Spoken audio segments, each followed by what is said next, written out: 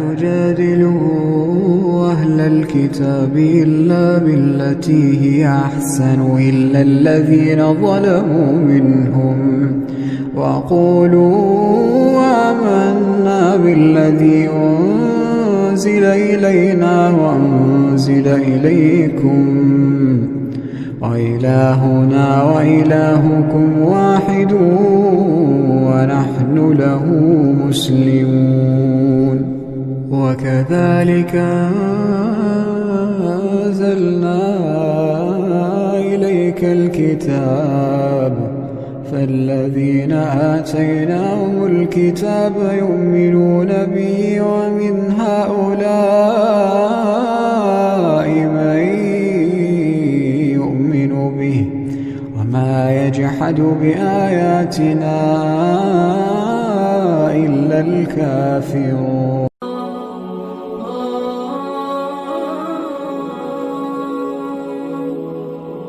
اب لیا جائے تو اخروی حساب جو ہے بڑا خطرناک ہے، بڑا مشکل ترین ہے میرے بھائیوں۔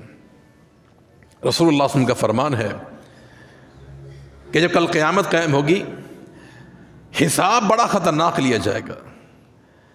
فرمایا بعض لوگوں کو پیش کیا جائے گا اللہ کی بارگاہ کے اندر، اللہ ان سے پوچھے گا کہ تو نے فلاں گناہ کیا، فلاں گناہ کیا، یقرر ذنوبہ، انسان اپنے گناہوں کا اعتراف کرے گا۔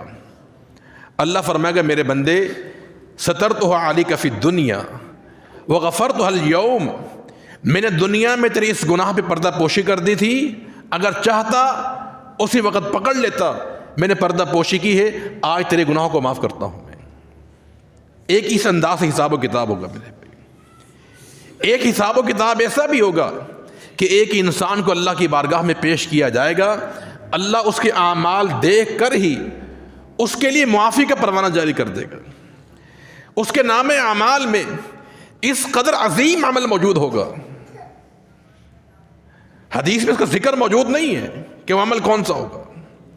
اللہ کے نبی کا مطلق فرمان ہے کہ انسان کا نام اعمال اللہ کی بارگاہ میں پیش کیا جائے گا، اللہ تعالیٰ بغیر پوچھے بغیر سوال کیے اس کے نام اعمال میں ایسا عمل موجود ہوگا کہ اس عمل کی برکت سے اس کا حساب و کتاب نہیں لیا جائے گا، اس کو معاف کر دیا جائے گا۔ اب وہ عمل کون سا ہے؟ اس حدیث میں اس کا ذکر موجود نہیں ہے اور نہ کسی اور مقام پہ اس کا ذکر موجود ہے۔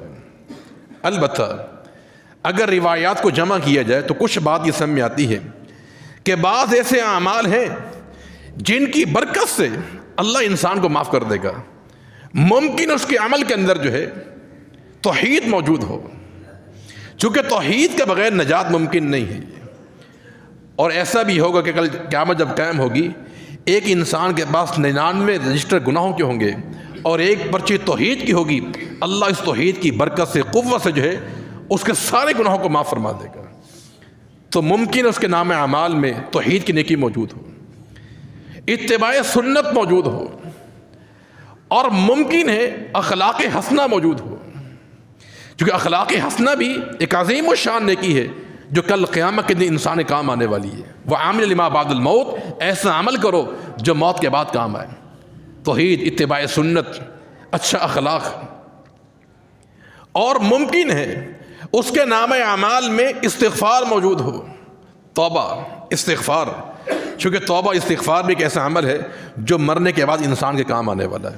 رسول اللہ صلی اللہ علیہ وسلم کا فرمان ہے کہ طوبیٰ لمن وجد فی صحیفتہ استغفارا کثیرا، اس انسان کے لیے خوشخبری ہے کہ جس کے نام اعمال کے ہر ورق پر جو ہے استغفار لکھا ہوا ہو، ہر ورق پہ استغفار لکھا ہوا ہے۔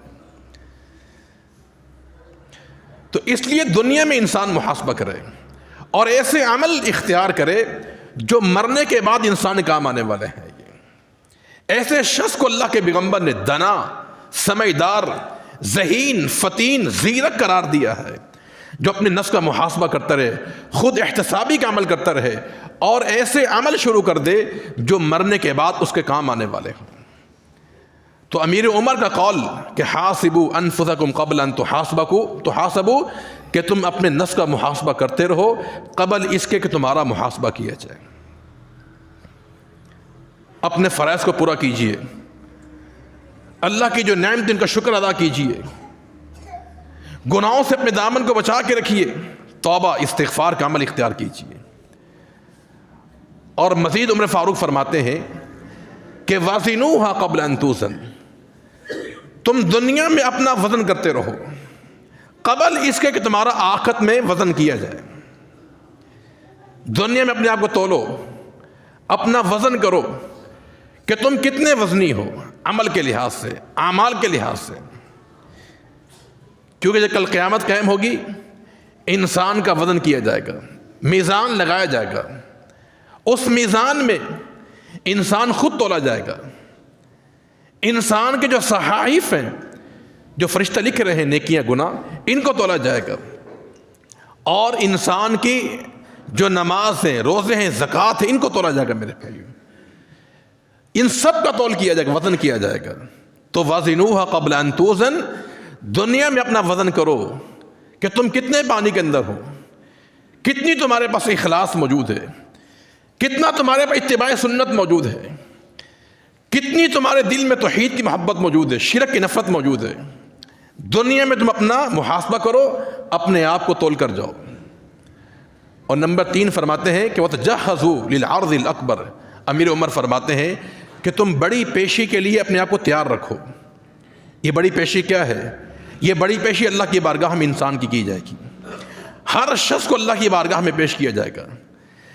دنیا میں انسان کی پیشی ہوتی ہے، انسان کانپ جاتا ہے، بڑی خطرناک پیشی ہوتی ہے مجرم کی، جو ہے عدالت میں اور مختلف مقامات پر انسان کو پیش کیا جاتا ہے۔ انسان دنیا کی پیشی برداشت نہیں کرتا ہے، کانپتا ہے انسان، اس کے دل میں خوف ہوتا ہے۔ یہ پیشی رب العالمین کے سامنے، پروردگار کے سامنے ہے۔ انسان کو لایا جائے گا اللہ کی بارگاہ کے اندر، اور اللہ کے نبی کا فرمان یہ ہے کہ ما من احد الا سیکلمہ ربہ، فرم پیشی کس انداز سے ہوگی؟ تم میں سے ہر شخص کو اللہ کی بارگاہ میں لایا جائے گا، اللہ سب سے کلام کرے گا۔ ولیس بینہ وبینہ ترجمان، اللہ کے درمیان اور بندے کے درمیان کوئی ترجمان نہیں ہوگا۔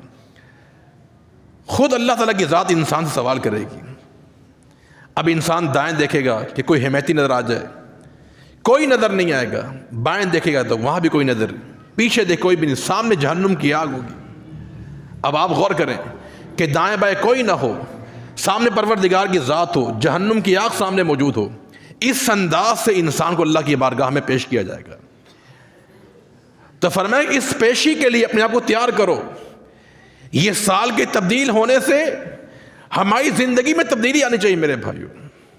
محاسبہ کیجئے، وزن کیجئے اپنا آپ، جو ہے اس بڑی پیشی کے لیے اپنے آپ کو تیار کیجئے کہ انسان وہاں کانپ جائے گا، انسان تڑپے گا میرے بھائیو۔ دیکھیں انبیاء علیہم الصلوۃ والسلام، ان کے دلوں میں وہ جو پیشی ہے ان کا بڑا خوف موجود تھا۔ آج ہمارے دلوں میں خوف نہیں ہے جس قدر خوف انبیاء کے دلوں میں ہوا کرتا تھا۔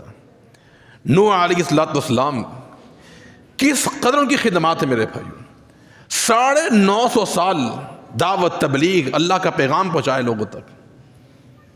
بس ایک دفعہ کہا تھا کہ ان ابنی من اہلی، اے اللہ یہ بیٹا میرے اہل سے ہے۔ اب جب کل قیامت قائم ہوگی، میدان حشر برپا ہوگا، لوگ پریشانی کے عالم کے اندر ہوں گے، کس کے پاس جائیں گے؟ حضرت نوح کے پاس جائیں گے علیہ الصلوۃ والسلام کہ آپ چلیے اللہ کی بارگاہ میں سفارش کیجیے۔ نوح